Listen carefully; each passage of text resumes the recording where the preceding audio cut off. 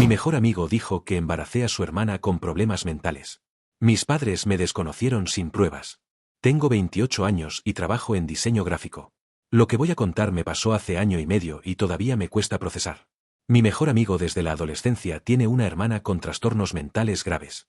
Un día ella decidió decirle a todo el mundo que yo la había dejado embarazada. Mis padres me creyeron a ella y no a mí, su propio hijo, y me desconocieron completamente. Incluso ahora que tengo pruebas irrefutables de mi inocencia, las cosas siguen siendo un desastre total. Supongo que debo empezar desde el principio. Marcos ha sido mi mejor amigo desde los 14 años.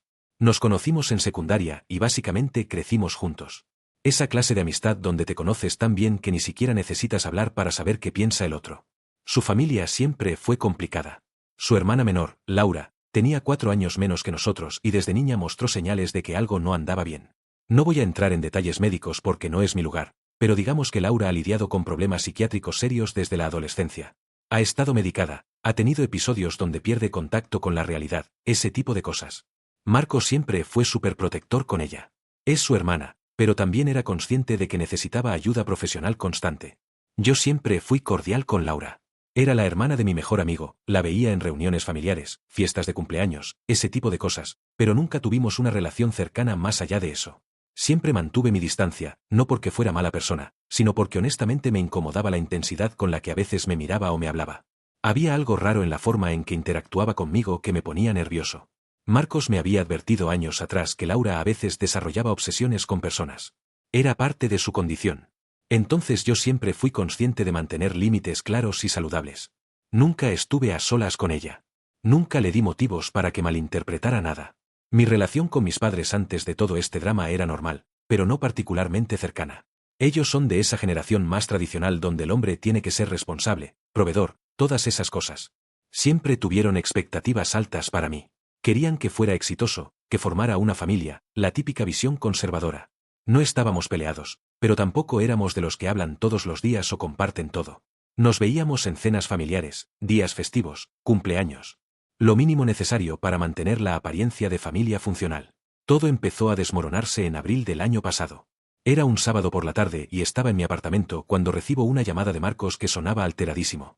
Nunca lo había escuchado así de estresado. Me dice que necesitamos hablar urgentemente, que es sobre Laura. Obviamente me preocupé pensando que algo malo le había pasado, que estaba en el hospital o algo así.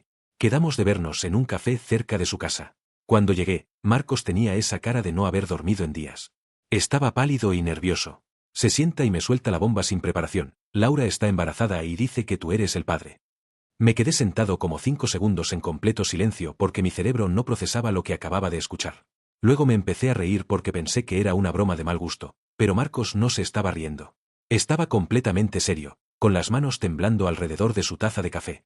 Hermano, ¿qué? Eso es literalmente imposible, le dije. Él solo movía la cabeza diciendo que Laura estaba insistiendo en que yo era el padre, que habíamos estado juntos, inventando detalles que nunca habían pasado. Yo estaba en shock total. Le expliqué a Marcos con lujo de detalles que jamás había tenido ningún tipo de contacto íntimo con Laura.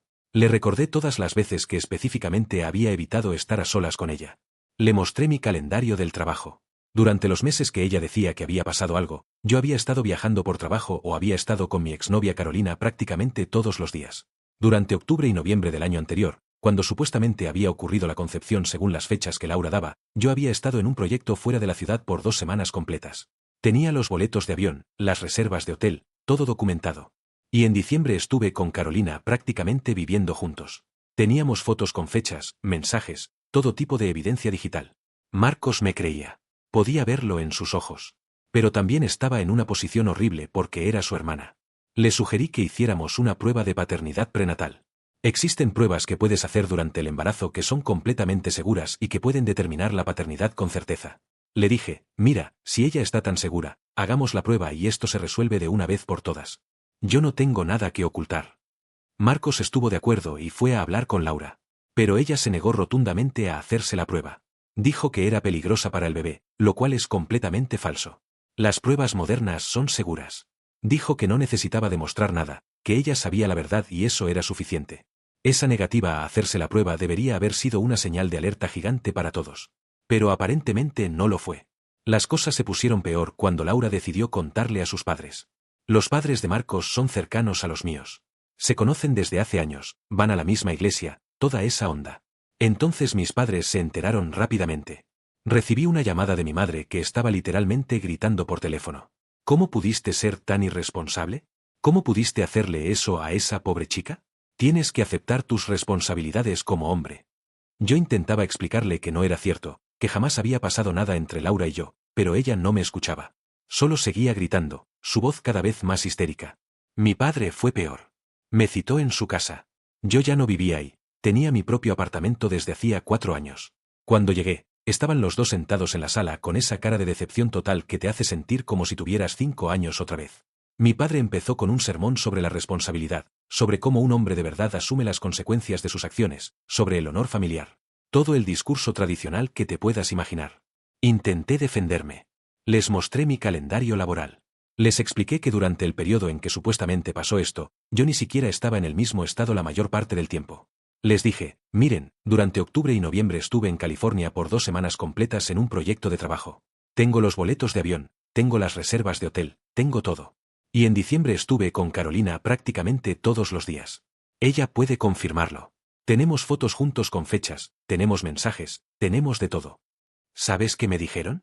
Que las pruebas podían falsificarse. Que tal vez estaba mintiendo.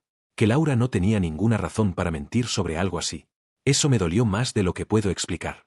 El hecho de que mis propios padres eligieran creerle a una chica que apenas conocían, que sabían que tenía problemas de salud mental graves, por encima de creerme a mí, su hijo.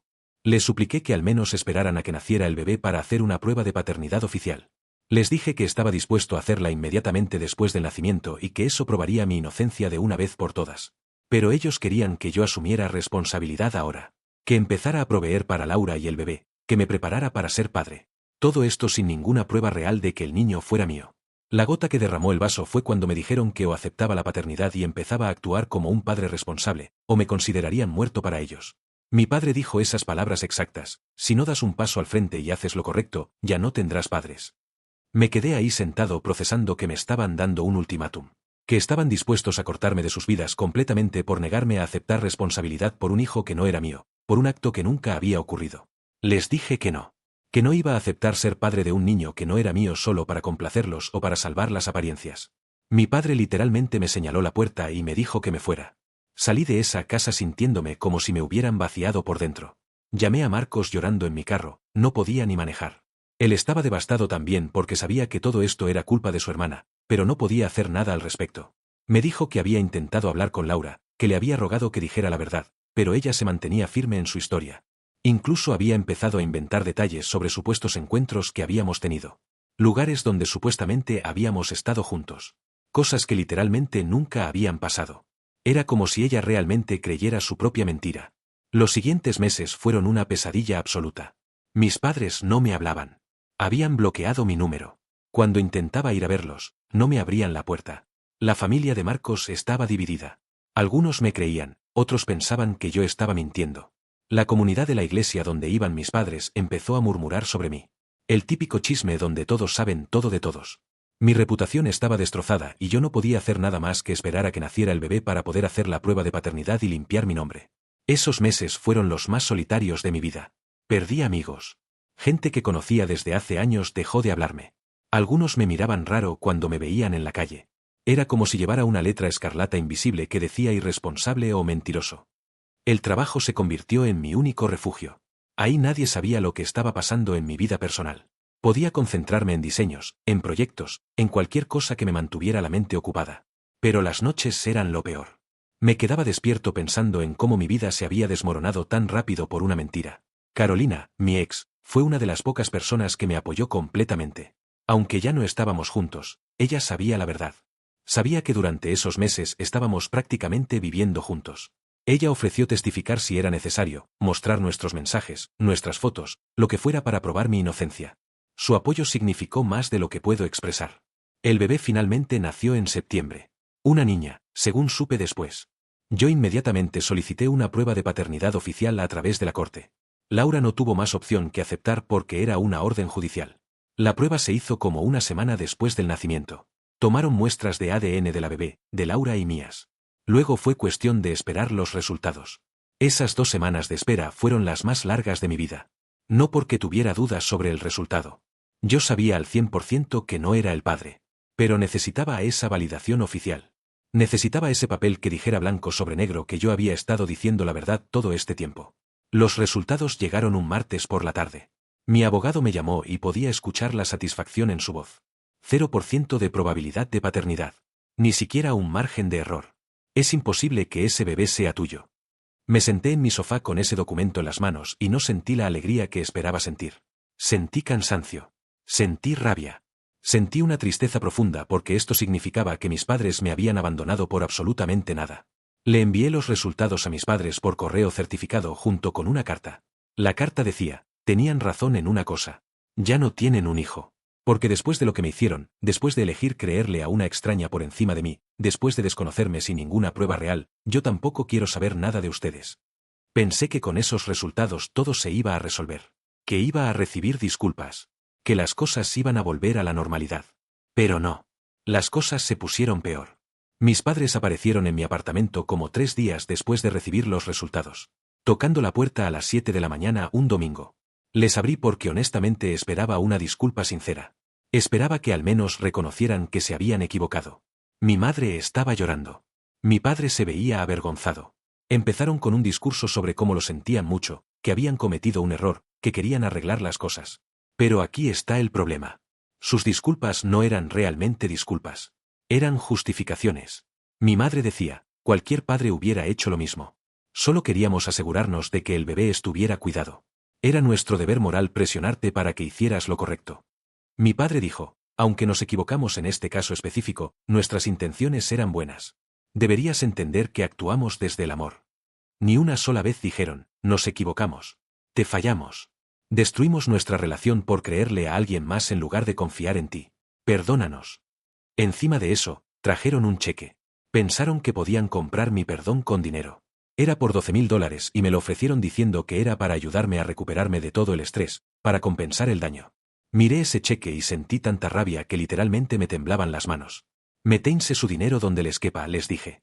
No pueden comprar mi perdón. Lo que hicieron no se arregla con un cheque y media disculpa. Me abandonaron en el peor momento posible. Cuando más los necesitaba, me dieron la espalda sin siquiera escucharme realmente. Destruyeron años de relación en cuestión de semanas por creerle a alguien más. Mi padre intentó interrumpirme pero yo seguí hablando.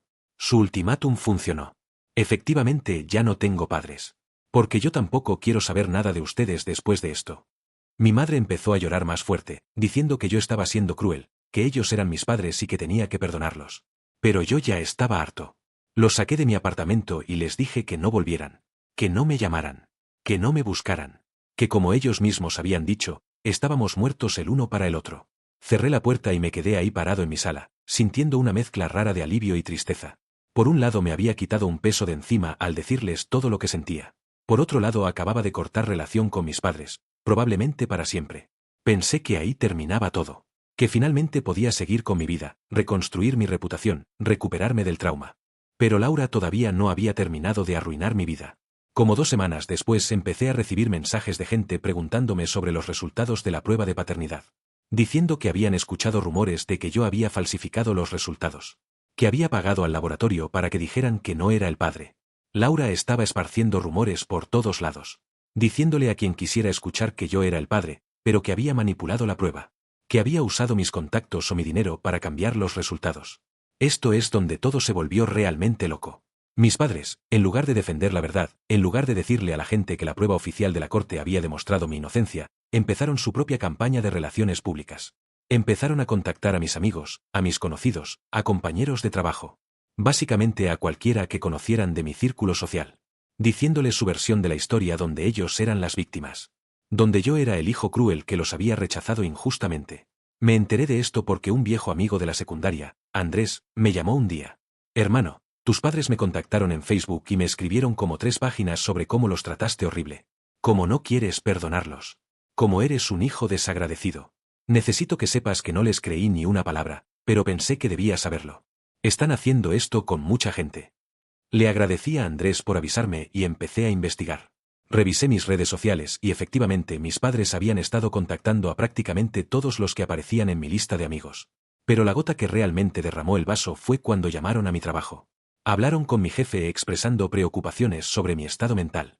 diciendo que estaba atravesando una crisis, que había abandonado a mi familia, que estaban preocupados por mi bienestar. Mi jefe me llamó a su oficina. Obviamente estaba confundido porque yo había sido un empleado modelo. Nunca había dado señales de tener problemas. Me preguntó qué estaba pasando. Tuve que sentarme y explicarle toda la situación de principio a fin. Mostrarle los resultados de la prueba de paternidad. Explicarle que mis padres me habían desconocido por negarme a aceptar responsabilidad por un niño que no era mío. Mi jefe fue increíblemente comprensivo. Me creyó completamente. Básicamente les dijo a mis padres que no volvieran a contactar mi lugar de trabajo. Que si tenían problemas personales conmigo los resolvieran fuera de mi ambiente laboral. Pero el daño ya estaba hecho. Ahora mis compañeros de trabajo sabían que había drama familiar. Algunos me miraban raro. Otros me preguntaban si estaba bien. Era incómodo y humillante tener que explicar una y otra vez que no abandoné a un hijo. No falsifiqué ninguna prueba. Sí, mis padres me están acosando. Fue entonces cuando decidí que necesitaba tomar medidas legales. Contacté a un abogado que se especializaba en derecho familiar y acoso. Le expliqué toda la situación desde el principio. Cada detalle, cada mensaje, cada llamada. El abogado, que se llamaba Roberto, me dijo que tenía un caso sólido para una orden de restricción. Que el comportamiento de mis padres constituía acoso y que estaba afectando mi vida laboral y personal de manera documentable. Presentamos la solicitud de orden de restricción con toda la documentación. Los mensajes que habían enviado a mis amigos. Los registros de las llamadas a mi trabajo. Todo. El juez aprobó la orden de restricción básicamente de inmediato. Lo cual me dijo mucho sobre cuán obvio era que mis padres se habían pasado de la línea. La orden especificaba que no podían contactarme directa o indirectamente. Que no podían acercarse a mi apartamento o mi lugar de trabajo. Que básicamente tenían que mantenerse completamente alejados de mí. Les notificaron la orden y yo pensé que finalmente iba a tener paz. Pero no. Como una semana después de que les notificaran la orden, salí del trabajo y vi mi carro. Alguien había rayado la palabra mentiroso con una llave en todo el lado del conductor. El daño era extenso y obvio. Iba a costar una fortuna repararlo. No tengo pruebas de que fueran mis padres. No había cámaras en ese estacionamiento. Pero la sincronización era demasiado conveniente para ser coincidencia. Hice el reporte a la policía. Les mostré la orden de restricción. Pero sin pruebas no podían hacer nada. Me dijeron que aumentara la vigilancia, que instalara cámaras si era posible. Me sentí violado. Mi carro era mi espacio personal y alguien lo había vandalizado con un mensaje dirigido específicamente a mí. Cada vez que lo miraba sentía esa rabia otra vez. Luego vino lo más absurdo de todo esto. Como 2 meses después de la orden de restricción, un día cualquiera, recibí una notificación legal. Al principio pensé que era algo del trabajo o tal vez algo administrativo. No. Mis padres me estaban demandando. A mí. Su propio hijo. La demanda era por angustia emocional. Alegaban que yo les había causado sufrimiento psicológico severo al rechazar su perdón y al obtener la orden de restricción contra ellos. Estaban pidiendo compensación monetaria por el daño que supuestamente yo les había causado. Roberto casi se ríe cuando vio la demanda. Me dijo que era una de las cosas más ridículas que había visto en toda su carrera. Que no tenían ninguna base legal. Pero que igual teníamos que responder y presentarnos en corte. El proceso legal fue largo y agotador. Tuve que revivir toda la historia otra vez frente a extraños. Presentar todas las pruebas. Los resultados de la prueba de paternidad. Los mensajes de acoso. Las llamadas al trabajo. Todo. Mis padres contrataron un abogado que básicamente argumentaba que ellos solo habían actuado como padres preocupados. Que yo estaba siendo cruel e inmaduro al no perdonarlos. Que merecían compensación por el dolor emocional que les había causado mi rechazo. Era surrealista escuchar a su abogado pintarme como el villano de esta historia. Como si yo fuera el malo por negarme a perdonar a las personas que me habían abandonado en mi momento más vulnerable. Como si establecer límites saludables fuera un crimen. Durante el juicio tuve que sentarme ahí y escuchar a mis padres testificar sobre cuánto sufrieron. Sobre cómo no podían dormir de noche pensando en mí. Sobre cómo su vida social se había visto afectada porque la gente los juzgaba. Ni una sola vez mencionaron cómo su comportamiento me había afectado a mí. Ni una sola vez admitieron que tal vez habían estado equivocados. La corte falló a mi favor. Completamente. El juez fue increíblemente directo en su fallo. Dijo que la demanda no tenía mérito alguno. Que yo tenía todo el derecho de establecer límites con mis padres después de lo que había pasado. Que la orden de restricción estaba más que justificada dado el patrón de acoso documentado. Encima de eso, el juez ordenó que mis padres pagaran mis honorarios legales. Que ya iban por varios miles de dólares en ese punto. Roberto me dijo que fue una victoria completa.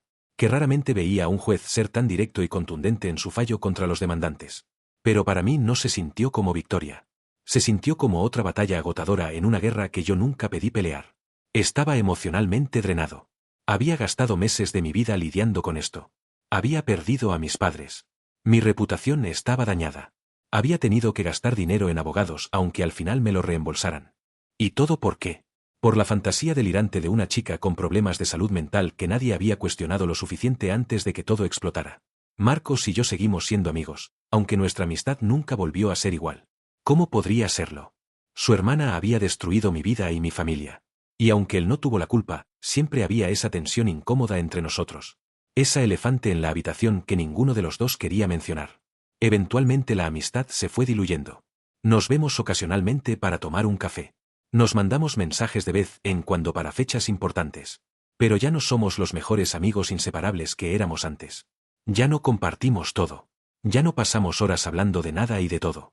Es triste, pero es la realidad. Algunas cosas simplemente no se pueden reparar completamente. Hace como 3 meses recibí un mensaje de mi prima Sofía.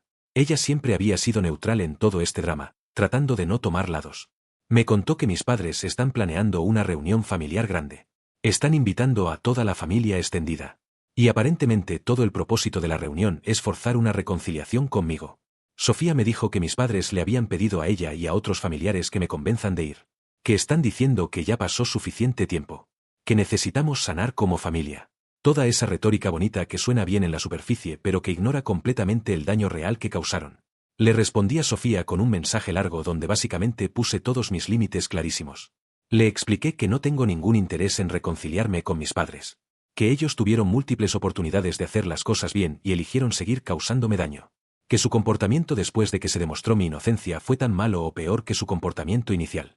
Le dije que aprecio que ella intente mediar pero que mi decisión es final. Que no voy a ir a ninguna reunión familiar. Que no voy a responder a ningún intento de contacto. Que básicamente mi relación con mis padres está muerta y enterrada. También les escribí un email a mis padres. Sé que técnicamente violaba mi propia regla de no contacto pero sentí que necesitaban escuchar esto directamente de mí una última vez.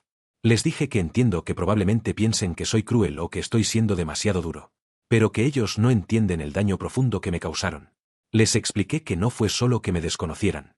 Fue que eligieron la versión de una extraña por encima de la mía.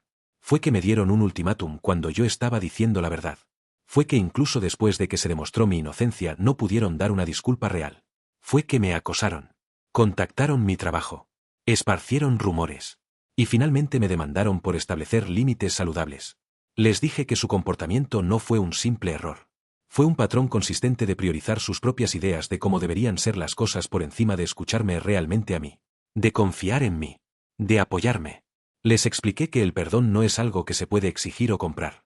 Que se tiene que ganar. Y que ellos no han hecho absolutamente nada para ganarlo excepto causar más daño. Les deseé lo mejor en sus vidas pero les dejé muy claro que yo no sería parte de ellas. Que respetaran mi decisión y dejaran de intentar forzar algo que ya no existe. Ahora estoy enfocado en reconstruir mi vida sin ellos. He estado yendo a terapia para procesar todo esto. Porque honestamente el trauma de tener a tus propios padres dándote la espalda así es algo que no superas fácilmente. Mi terapeuta me ha ayudado a entender que no tengo que sentirme culpable por establecer límites. Que está bien priorizar mi salud mental. He estado reconectando con amigos que me apoyaron durante todo esto. Gente que me creyó cuando otros dudaban. Gente que estuvo ahí cuando me sentía más solo. Esas son las personas que merecen mi tiempo y mi energía. He estado invirtiendo en mi carrera. Me ascendieron hace 2 meses. Es irónico que justo cuando mi vida personal estaba hecha pedazos mi vida profesional comenzara a despegar. Pero supongo que es porque el trabajo era mi escape. Era el único lugar donde podía controlar algo. Básicamente he estado tratando de crear una vida donde no necesite la validación o el apoyo de mis padres para sentirme completo. Donde pueda ser feliz sin ellos. Y honestamente algunos días es más fácil que otros. La semana pasada estaba en el supermercado comprando cosas para la cena cuando vi a mi madre en el pasillo de enfrente. Ella me vio también. Por un segundo nuestros ojos se encontraron. Pude ver en su cara que quería acercarse. Que quería decir algo. Su mano se movió ligeramente como si fuera a saludar. Pero se quedó ahí parada, paralizada. Yo solo seguí caminando. No la saludé. No hice contacto visual después del primer segundo. Solo seguí con mis compras como si no la hubiera visto. Como si fuera una extraña. Cuando salí del supermercado sentí una mezcla rara de cosas. Parte de mí se sintió mal porque al fin y al cabo es mi madre. La mujer que me dio la vida. Pero la parte más grande de mí se sintió aliviada de que hubiera respetado el espacio y no hubiera intentado confrontarme. Esa pequeña victoria, ese respeto al límite que establecí, fue en cierto modo más significativa que cualquier disculpa que pudieran haberme dado. No sé si algún día voy a poder perdonar a mis padres. Honestamente, en este momento no veo cómo podría pasar eso. El daño es demasiado profundo y demasiado reciente. Tal vez en 10 años. Tal vez en 20. Tal vez nunca. No lo sé. Lo que sí sé es que tomé la decisión correcta al ponerme a mí primero. Al establecer límites firmes. Al no dejar que me siguieran lastimando solo porque son familia. Porque al final del día la familia no es solo sangre. Es confianza. Es apoyo. Es creer en alguien cuando todo el mundo duda. Y mis padres demostraron que no podían darme eso cuando más lo necesitaba. Algunos días todavía me despierto enojado. Enojado por todo el tiempo perdido. Por las amistades que se rompieron. Por la inocencia que perdí al darme cuenta de que el amor de tus padres puede ser condicional. Otros días me despierto sintiéndome en paz. Sabiendo que hice todo lo correcto. Que defendí mi verdad cuando nadie más lo haría. Que no me dejé presionar para aceptar una mentira solo para mantener la paz. La vida sigue. Tengo una nueva rutina. Nuevos amigos. Nuevas metas. He aprendido a existir sin la validación de las personas que se suponía deberían amarme incondicionalmente. Y tal vez esa es la lección más dura pero más valiosa de todo esto. Que a veces las personas que más te lastiman son las que menos esperabas. Y que está bien cortar lazos con ellas, incluso si son familia, si eso significa proteger tu paz mental. Laura nunca admitió que mintió. Hasta donde se todavía mantiene su historia. Marcos me contó hace unos meses que ella dice que el verdadero padre fue alguien que conoció en Internet. Alguien que desapareció cuando se enteró del embarazo. Es otra mentira conveniente que se ajusta a su narrativa de ser víctima. La bebé tiene casi 1 año y medio ahora. A veces me pregunto cómo será crecer con una madre así. ¿Cómo será cuando sea mayor y empiece a hacer preguntas? Si Laura le dirá la verdad o si seguirá alimentándola con mentiras. Pero esa ya no es mi historia. Ya no es mi problema. Yo hice todo lo que podía para demostrar mi inocencia. El resto depende de ellos. Mi única esperanza es que algún día, cuando esa niña crezca, si alguna vez busca la verdad, encuentre estos documentos. Encuentre la prueba de paternidad que demuestra que yo no soy su padre. Y que entienda que no la abandoné. Que nunca fui parte de su vida porque nunca debí serlo. Por ahora sigo adelante. Un día a la vez. Construyendo una vida que valga la pena vivir. Rodeándome de personas que me valoran.